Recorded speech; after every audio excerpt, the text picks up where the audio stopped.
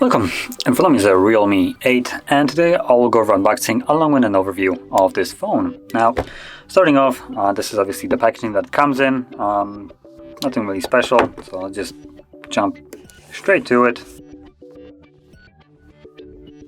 Okay, now I'm gonna gently put this away before I knock my plant over once more and be very unhappy with that. So there we go. So in here, hello, welcome to the Realme, or hey, not hello, to the Realme family. So we got, it's kind of weirdly, there we go, didn't want to break it.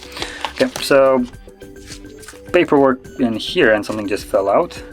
So I'm just gonna get rid of the paperwork, put the case onto the side, and I guess that's from here. Okay, now we also get the SIM eject tool, a kind of obvious kind of thing to have, and that's about it. Now then, below that we have a phone.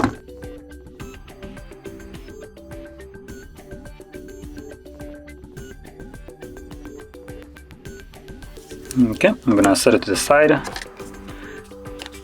Cardboard charger, so obviously we do have a charger in the box, perhaps. Apparently nowadays having a charger included with your phone is an achievement, so well done Realme. I don't find this real that I need to point out that this is a good thing to have a charger in a box for your phone, but hey, crazy world we're living in. So the charger right here is 30 watts, which you can hopefully see right over here. So second last line at the end, max 30 watts. So yeah, a fairly good charger right here. Then we got a cable. So the cable is type A to type C, also fairly thick. So this is not like a super slim boy right here. So yeah. Anyway, that's all we get in the box. So let's just get rid of it and move to the phone itself.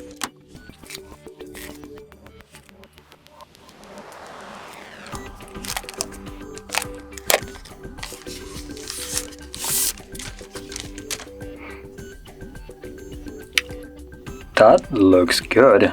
I really like this.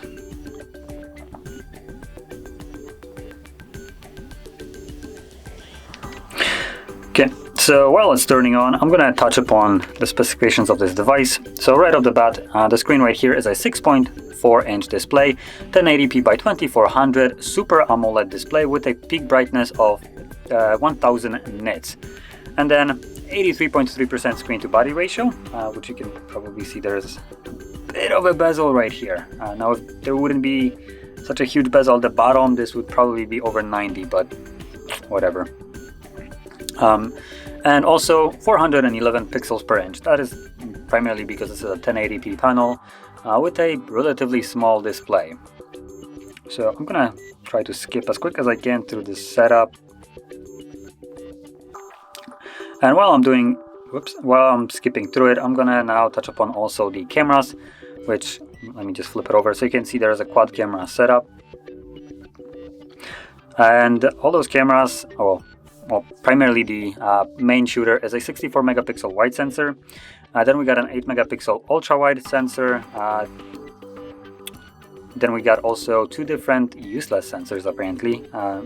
I kind of hate how companies still include those. So we got 2 megapixel macro and 2 megapixel depth. Now this is honestly a shame. I hate the inclusion of these two sensors.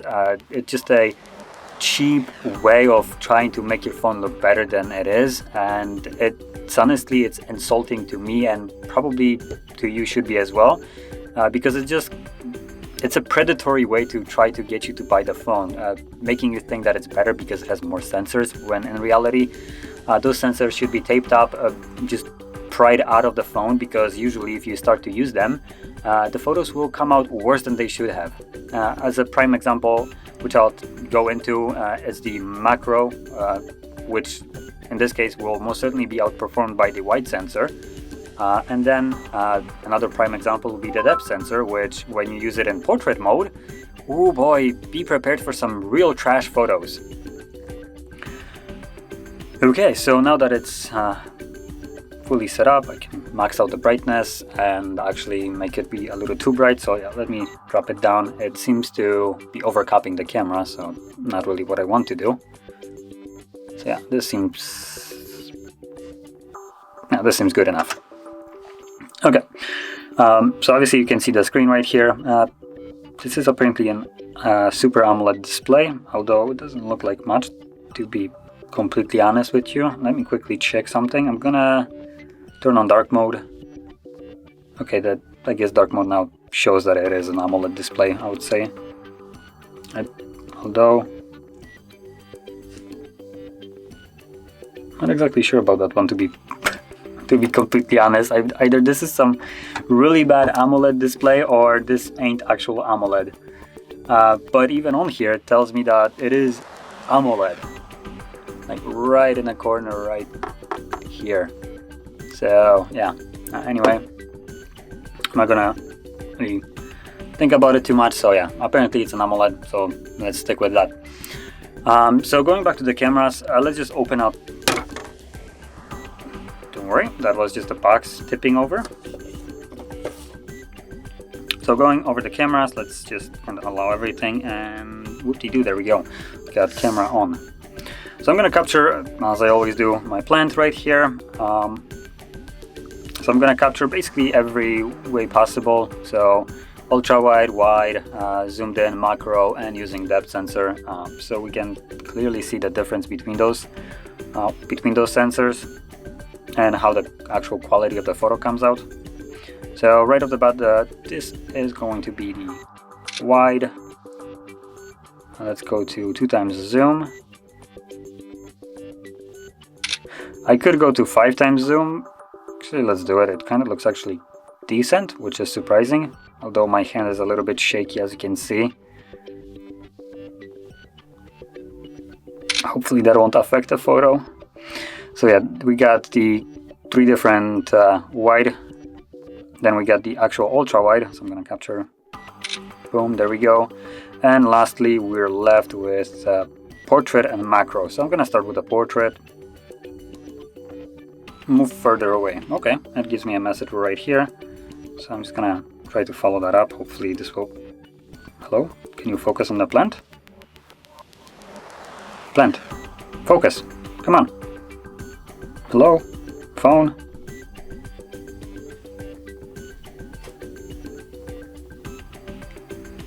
Oh, there we go. It finally jumped into focus.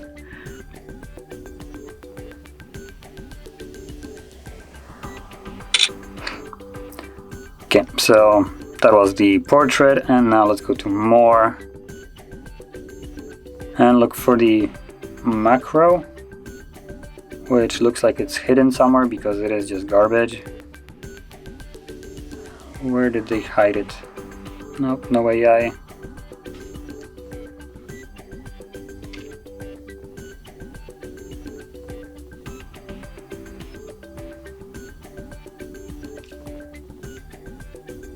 Oh, there it is. Geez, I'm blind. So it was all along right here, ultra macro. Just instead of being called macro, it's ultra macro. Okay, so I'm gonna first see how close I can get to the plant before it loses focus. So it looks like it needs to be somewhere along right here. Any closer it loses focus, and any further it kind of defeats the purpose. Okay.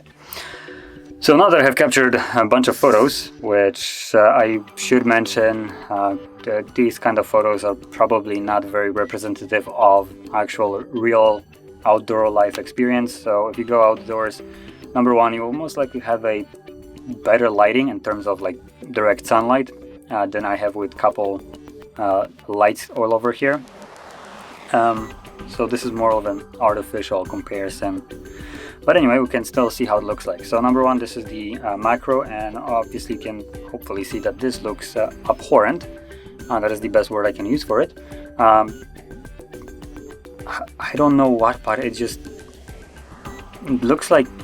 I was always thinking how to describe it. And the way I would describe it is, imagine a low a low resolution photo that was already bad, and then give it to AI to upscale it and try to make it look better. That's kind of how I would describe it, because if you look at it, the general shape is there and like the kind of the quality is, but then if you look at closely at things like, for instance, this white spot, right? These should be fuzzy. There is some kind of like fuzziness to them, which is completely invisible here, which I would presume might be just because it's upscaled by AI. Now, I have never really looked into this, how it's actually being done, so I might be completely wrong, but let me quickly see if I still have my plant, and yes, I do.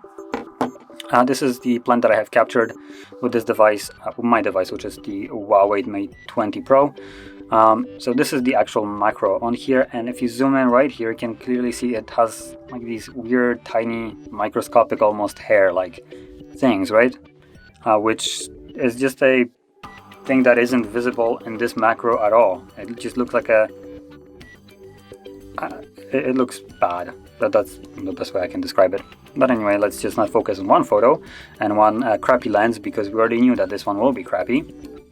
So let's go back. And this, I believe, was the portrait. And for a portrait that I had to zoom out a little bit or move the camera away from the subject, I actually can't complain. It didn't have this really bad effect as normally portraits do, where it will take these fine needles and just kind of blur them out, but then it is further away, and this probably portrait could be tested a little bit more. I don't think this will really show you, because I needed to move it away. I think that's the key problem right here. So yeah, anyway, let's actually go back and not close this. And this was the ultra wide. So ultra wide usually comes out a little bit bad, in my opinion. So you can kind of see it right here. I don't know why, but always when you capture a photo, the thing that you want to focus on, which is for instance for me, the plant, and basically the subject in the middle, is always blurry, while everything around is sharp. It's beyond me. Maybe I just need to move a little bit further. But anyway, let's go to the 5x zoom. So obviously 5x zoom versus the macro lens already gets completely blown out. You can already see these kind of like tiny little threads that the plant has, while macro just completely didn't see anything like this. And I assume it will still be visible right here in the 2x zoom, which it is, obviously. And this actually looks, for a non-macro shot, this looks really good. This is the benefit of a 64 megapixel sensor that is right here, which captures way more detail than the 2 megapixel macro. And then if we scroll over to I believe this is the last photo, or first, however you want to look at it, this is the normal wide shot. And as you can see, again, still has detail. It did a little bit of a blurriness below here. I believe this normally shouldn't be here. I just kind of like the AI blur. But other than that, it is a decent photo. It is a little bit weirdly colored. Like if I compare these two, you can kind of see that this one is a little bit more saturated and darker when compared to the actual plant. But still, it is still, I would say, really good photo, especially for the price that this device comes in.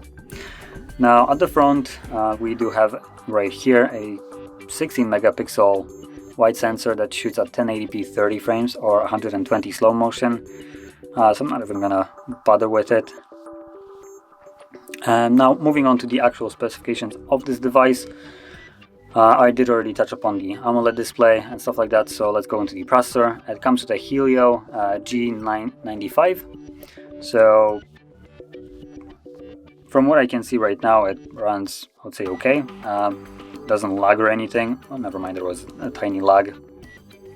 Now, I should mention that this device doesn't have any kind of like high refresh rate, no 120 nor 90. So that's a little bit of a shame. It also has a couple different versions of it. All of them come with 128 gigabyte storage, which is expandable via SD card, but you do have option between RAM amount. So we have 4, 6, and 8. Obviously, the higher you go, the more you have to pay. Personally, I'd probably advise you to go with the 6 gigabyte instead of the 4. 4 is a little bit low, so just to be safe, go with the 6 or 8.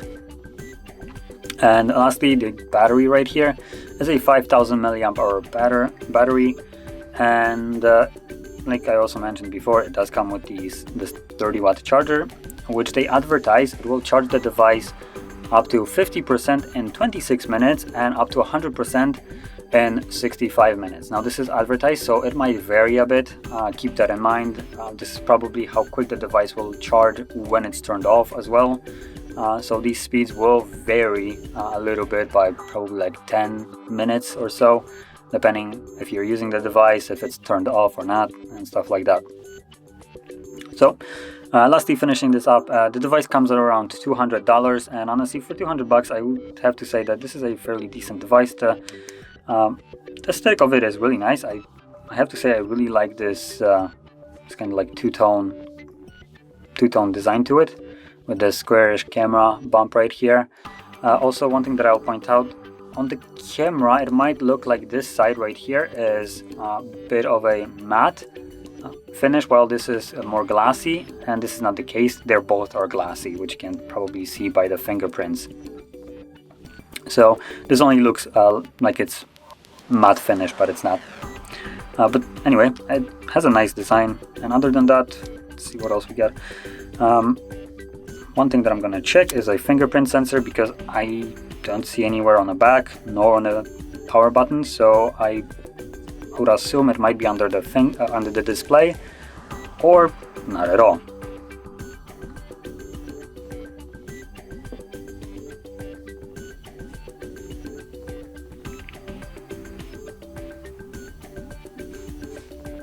So let me quickly check it.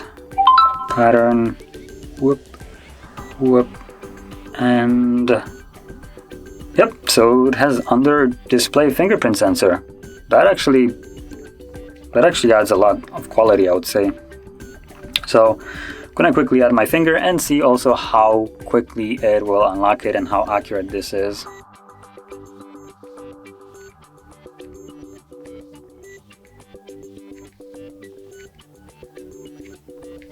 Done. There we go. So let's lock the device and boop. So it's not the fastest fingerprint sensor, as you can see. So you can see it right here.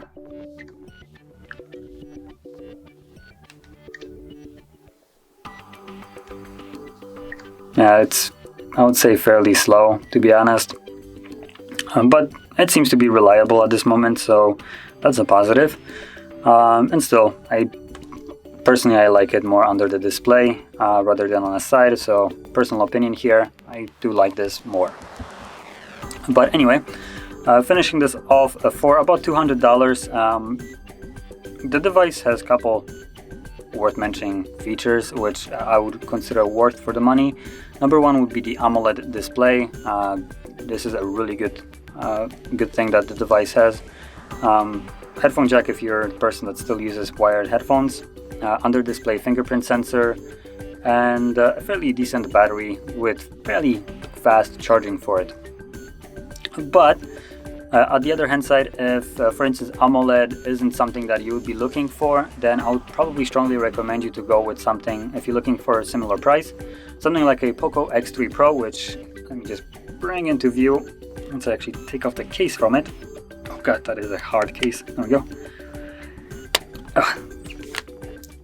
Okay, so this is the Poco X3, and apart from it costing basically the same amount, it doesn't have AMOLED display and fingerprint sensors on the back. It has a better charging, better battery, 120 Hertz, and also better processor. So for about, maybe not the same price, but $50 more, you have a device that will outperform this one almost in every way. The only thing, like I mentioned, that is worse here is just the display, which is not AMOLED but just an IPS LCD. So that is the only downside of it. And everything else will be better than this. So if that is something that you'd like to look into, then highly recommend the Poco X3 instead. But other than that, if you're looking for something that is at this price range and you specifically want, for instance, a fingerprint sensor and the AMOLED display, then yeah, this device is good. Although I'll prefer to see a better processor on it. So that being said, at the end of the day, it is your decision to make. And if you found this very helpful, don't forget to hit like, subscribe, and thanks for watching.